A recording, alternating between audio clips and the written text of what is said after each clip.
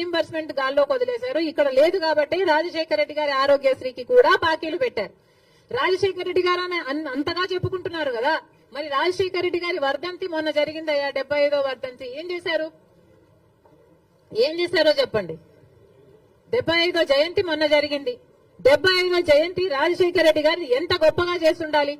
మరి ఏం చేశాడు జగన్మోహన్ రెడ్డి గారు 75వ జయంతి కోసం? ఇడుపులపాయకి వెళ్లారు. అక్కడ 5 నిమిషాలంటే 5 నిమిషాలు కనీసం కూర్చోలేదు, నిలబడ్డారు.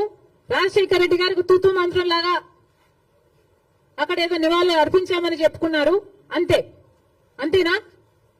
సొంత తండ్రి కదా, 75వ జయంతి చేయాల్సింది అంతేనా? ఎందుకు సిద్ధం సభలని పెద్ద పెద్ద సభలు పెట్టారే మీరు? పెద్ద పెద్ద హోర్డింగ్లు పెట్టుకున్నారు కదా, కోట్లు ఖర్చు పెట్టారు కదా, ఒక్కొక్క సభకి 30 కోట్లు 40 కోట్లు ఎంత ఖర్చు పెట్టారు సిద్ధం సభలకు? మరి రాజశేఖర రెడ్డి గారి